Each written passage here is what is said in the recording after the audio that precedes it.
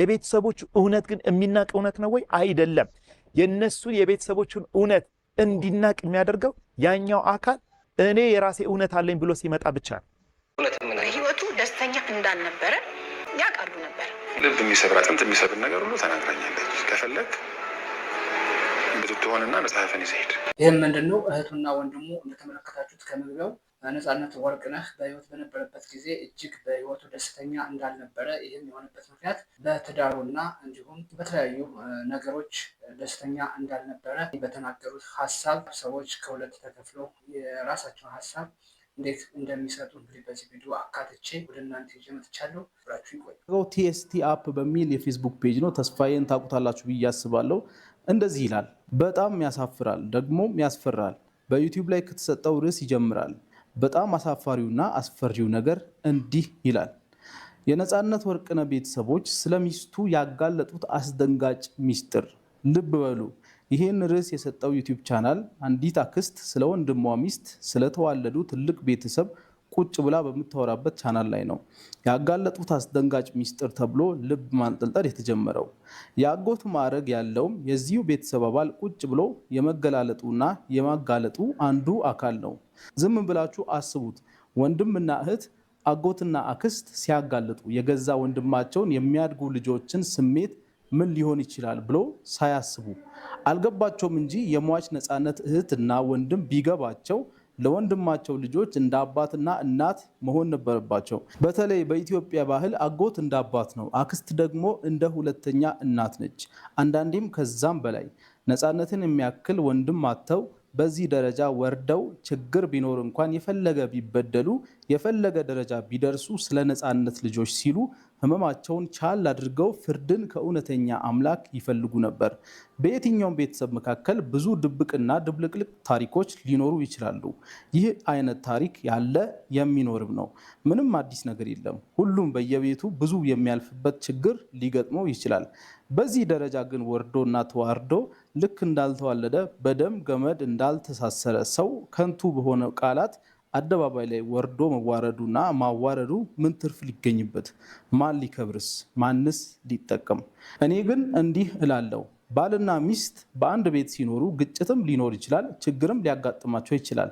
ነገር ግን ከነርሱ አንዱ በሞት ቢለይ ያኔ የቀረው ነገር ክርክር ሳይሆን ሀዘን ነው፣ የልብም ስብራት ነው ለመላው ቤተሰብ። ስለዚህ እንደምትመለከቱት ነው እንግዲህ እህትና ወንድሙ ነፃነት በህይወት እያለ እጅግ በህይወቱ ደስተኛ እንዳልነበረ በሚዲያ ወጥተው ይፋዊ መግለጫ ስላደረጉ እንግዲህ የተለያዩ ሰዎች ይህ ትክክል አይደለም፣ የፈለገ ቢበደል ውጦ ዝም ማለት ነበረባቸው እያሉ የሚናገሩ አሉ። በነገራችን ላይ ይህን ሀሳብ እንግዲህ ይሄ ነው ለማለት የሚከብድ ይመስለኛል። እስኪ ከዚህ ጋር የእናንተን ሀሳብ አስተያየትም ምን እንደሚመስል በኮሜንት ሴክሽን ላይ መግለጽ ትችላላችሁ። አሁንም በተቃራኒ ደግሞ በደሉን መከፋቱን በግልጽ መነገር መቻል አለበት እያሉ ሀሳባቸውን የሚሰጡም አሉ። አሁንም ይህን ከዚህ ቀጥሎ የማስደምጣችሁ ይሆናል። ጋሚ አብራችሁ ይቆዩ። በተገናኘ የነፃነት ወርቅነህ ቤተሰብ ወጥተው የተናገሩትን ነገር እየሰማችሁ የነፃነት ወርቅነህ ነፍስ ይረፍበት ዝም ብትሉ ነው የሚሻለው ምናምን እያላችሁ የምትናገሩ ሰዎች እመኑኝ፣ በነፃነት ሞት ከነሱ በላይ እናንተ አልተጎዳችሁ። ሲቀጥል የነፃነት ወርቅነህ ነፍስ የምታርፈው እሱ በህይወት እያለ ሲደርስበት የነበረው መከራና እንግልት አሁን ከሞተ በኋላ እውነቱ ሲወጣ እንጂ ሲደፋፈን አይደለም። የነፃነት ወርቅነህ ሚስት ነፃነት ላይ አደረገች የተባሉት ነገሮች በሙሉ ደግሞ የመጡት ከራሱ ከነፃነት በህይወት እያለ ለወንድም ለእህቶቹ ከተናገረው ላይ ወስደው ነው የተናገሩት። ስለዚህ የነፃነት ነፍስ የምታርፈው ሰላሟን የምታገኘው ልጁ በህይወት እያለ የተሰቃየው እውነት ከሞተ በኋላ ሳይደፋፈን ሲቀር ነው፣ እንደዚህ ይፋ ሲወጣ ነው። ስለዚህ ባካችሁ አትፍረዱ። አይደለም እህት ወንድሞቹ ይቀርና እኮ እኛ ባዳዎቹ በሚዲያ የምናውቀው አዝነንለታል አይደለ? አስቡት ደግሞ እንደ ቤተሰብ እነሱ ምን ያህል እንደሚያዝኑ። ምንም ብናዝንለት ምንም በሱ ሞት እኛ ቢሰማን እመኑኝ ከነሱ በላይ ከእህት ከወንድሞቹ በላይ ሊሰማን አይችልም። ስለዚህ የነፃነት ወርቅነህን ቤተሰብ እየወጣችሁ የምታሸማቅቁ አካላት ይሄ ነገር በእኔ ወንድም ላይ ቢደርስ ምንድን ነው የሚሰማኝ ብላችሁ ሁላችሁም ራሳችሁን ልትጠይቁ። ይህንም እንደተመለከታችሁት ነው። ይህም በተቃራኒ ደግሞ እህትና ወንድሙ በደሉን መናገር መቻል አለባቸው። ምክንያቱም ወንድማቸው ነው። ይህን የመሰለ ወንድም ሳይደሰት ሰዎችን የሚያስደስት ተወዳጅ የሆነ አርቲስት በህይወት ሲያጡ ሌላ ማለት ይገባቸዋል እያሉ ነው እንግዲህ እንደምትመለከቱት ሀሳባቸውን የሚገልጹ። እህትና ወንድሙ አያይዘውም የ29 ዓመት የጓደኝነት ሪሌሽን አለን ብሎ በሚናገረው በአስናቀ ጉዳይ ነው ግንኙነት ያላቸው ይመስላል። ነገር ግን ይሄ እውነታው ከእውነታ የራቀ ነው ብለው እንግዲህ የተናገሩት። ከዚህ ጋር ተያይዞ በወቅቱ ከነፃነት ወርቅነህ ጋር የምትኖር የቤት ሰራተኛ የሰጠችውን ቃለ ምልልስ የማስደምጣችሁ ይሆናል ማለት ነው። በቃለ ምልልሷም የሰጠችው ሀሳብ ምንድን ነው? እህትና ወንድሙ የተናገሩት ነገር አንድም ሳይቀር እውነት ነው ብላ ነው የተናገረችው። እጅግ በጣም ደስተኛ እንዳልነበረ ነው እንግዲህ የተናገረችው። አክላም የነፃነት ወርቅነህ የሚስቱ እናት ወይም አማቹ እጅግ ክፉ ነች ስትል ነው እንግዲህ የገለጸችው። ይህንም ማስደምጣችሁ ይሆናል። አብራችሁ ይቆዩ። ሰላም ብያለሁ። እሺ ቀጥይ።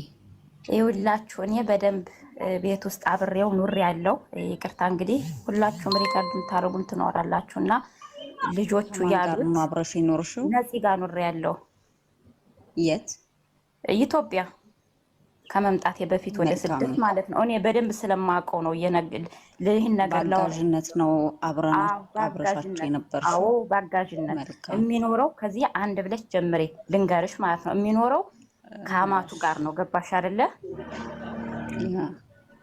ከአማቱ ጋር ብቻ ማለት ነው። እና አማትየው ደግሞ እሷ አንድ ናት፣ ልጇ ሌላ የላትም። እና ልጆቹ አሜሪካ ነው የሚኖሩት፣ ሚስቱም ልጆቹ ማለት ነው። እየተረዳችሁ ነው፣ እየሰማችሁ ነው ብዬ አስባለሁ። ውዴ አንቺ ስታወሪ እኛ አንልም፣ ዝም ብለሽ ታወሪ ትጨርሽና መጨረሻ ላይ ነው ጥያቄ የምናቀርበው። ቤቱን ታብታብ ያደርጋችሁ ሞዴሬተሮች ካላችሁ ሰው አስገባ፣ አንድ ቦታ ስላለ በአጋዥነት እሱ ጋር ነበርኩኝ ማለት ነው። ከዛ አማትየዋ እውነት ለመናገር እዚህ ላይ መናገር ባይጠበቅብኝም በጣም ክፉ ሰው ናት። በጣም ኢቭን እኔ እንጃ ሰው እንኳን ሲመጣ ማትወድ ሰው ናት። እግዚአብሔር ይመስገን እኔ በደንብ ነው የማውቀው። የግል ነፂ ማለት ነው እግዚአብሔርን የግል አስተምሮኛል። የግል ኖዌራ ትምህርት ቤት የምታውቁት ካላችሁ አዲስ አበባ ኖዌራ ትምህርት ቤት እየከፈለ ነበር ሲያስተምረኝ የነበረው። እንደገና ደግሞ አሉት ከወላይታ አካባቢ በጣም ብዙ የደሃ ልጆች አምጦ የሚያሳድጋቸው አሉ ማለት ነው። እና ኢቭን አማትየዋ አትወደውም እና ሚስቱ ደግሞ የእሷን ድምፅ የእሷን አፍ ትሰማለች። ታውቂያለሽ?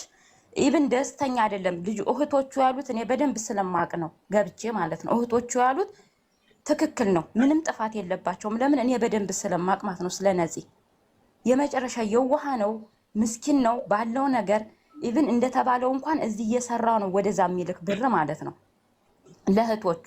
እና እሷ አትወደውም። በቃ በምን ቀን አገኘችብኝ? ኢቭን አርቲስቶች እንኳን ለምሳሌ እነማን ልበልሽ፣ ይሄ ኮሜዲያን የሚሰሩት ወይ ምን እንመንሽ እዛ ቤት እንደኖርሽ በምን እኔ በደንብ ስለማቅ ነው። ውዴ ቀጥይ፣ ጥያቄውን መጨረሻ ላይ አቀርብላታለሁ። ቀጥይ ውዴ። ሀና ምልክቱ እንደውም ልንገርሽ፣ አዲሱ ገበያ ተከራይቶ ነበር የሚኖረው። አዲሱ ገበያ ማለት ነው ተከራይቶ ነበር የሚኖረው። ኢቭን ይሄኛው ልጁ እንኳን መካከለኛ ላይ ለምሳሌ የስንት ዓመት ልጅ ልበል፣ ከዛ ነው ወደ አሜሪካ ሄደው እንጂ እኔ ነበር ሲይዘው የነበረው ማለት ነው። ከዛ ተጀመረለት ወደ አሜሪካ ሄደ። ከስንት ዓመት እስከ ስንት ዓመት እነሱ ጋር ቆየሽ? ከስንት ዓመት አረበለት እስከ ስንት ዓመት? አይደለም እንዳይጋጭባት ጋይስ፣ እንዳይጋጭብሽ ጎንደሬዋዬ ስምሽን ብትነግሪን የተሻለ ነው። እንዳይጋጭብሽ ግን መጀመሪያ አሁን አይደለም አሜሪካ ከመሄዱ በፊት እያልሽን ነው። ከዛ ደግሞ ልጆቹ አንቺ አሜሪካ አይደለም የሚኖረው እዚህ በነበረ ሰዓት።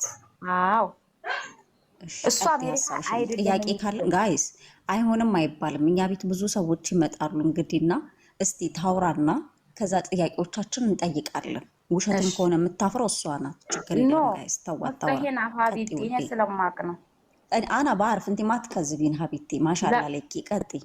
ከዛ በቃ ኢቭን እኔን እንኳን የግል ስማር ማለት ነው በርቺ አይዞሽ ምናምን እያለ ነበረ ሲያስተምረኝ ነበር። በአሁን ሰዓት አንቺ ገና ልጅ ነሽ፣ እንደዚህ ነገር ወንድ አትመኝ ምናምን ይለኛል ማለት ነው። ከዛ መጨረሻ ላይ ምንድነው የተደረገው? የሚገርመኝ ነገር ግን አንድ በሚዲያ እጅግ ታዋቂ የሆነ ሰው ከፍቶት ይኖራል ብሎ የሚያስብ አንድ ኢትዮጵያዊ አልነበረም። የሚስት እናት ማለት እናት ነች። አንደኛ ገፋ ያለች ነች። እንግዲህ ነፃነት የእሷ ልጅ ነው። እንዴት በዚህ ልክ ሽማግሌ ሆኖ እድሜው የገፋ ሰው ሰውን ይጠላል ብዬ አልገምትም። ይገርመኛል። እንዲህ አይነት ሰዎች ከአስተዳደጋቸው የሚመነጭ ነው ማለት ነው። አስተዳደግ በጥሩ ሁኔታ አንድ ሰው ካደገ እስከ ለተሞቱ አሪፍ ጸባይ፣ ሰውን አክባሪ ሆኖ እስከ ለተሞቱ ያልፋል ማለት ነው። ያደጉት ደግሞ በዚህ በጋጥ ወጥ መልኩ ካደጉ ግን ይኸው እንደምትሰሙት እስከ ለተሞቱ አፈር እስኪገባ ድረስ ያን ጸባይ አይለቀው። እንደዚህ አይነት ህይወት እንደነበረው ነው እንግዲህ በተለያዩ ሶሻል ሚዲያዎች የሚዘዋወረው። ይህም የተመለከታችሁት ይሆናል ማለት ነው። አሁንም የተወሰኑ ቪዲዮችን አሳያችኋለሁ ማለት ነው። አብራችሁ ቆዩ። አሁን በድጋሚ በጣም ቆንጆ ባል ነው ነበረ። ልጆችም እንደዛ በሰጣቸው ደስ ይለኛል። ቪዲዮቹ ሁሉ አስደንጋጭ ናቸው እና ደግሞ በጣም የብዙዎቻችን ታሪክም አለበት። ዲሳያት ይሄ ቂጥዋ ነው ወይስ ቦንጅ ነው ብዬ ስል እንደዚህ ወደ ላይ እንደዚህ ታደርገዋለች። ሲያወሩ በጣም ለዛ አሉት። የጉራግኛውም አለ የእናትነቱም አለ እና ይሄ ደንብኛ የብዙዎቻችን እናት ያስታውሰናል። እኔ ስመኝ ነበር ባለቤቴ ግንባር፣ ኧረ ምን ግንባር ከንፈር ይሄም አልወድም። ይሄ በተቃራኒ ደግሞ የሰማችሁት እንደዚህ አይነት ጋጠወጥ ሆኖ አስቀያሚ ነገር ይዞ አድጎ ሰዎችን የሚያስቀይምን አለ።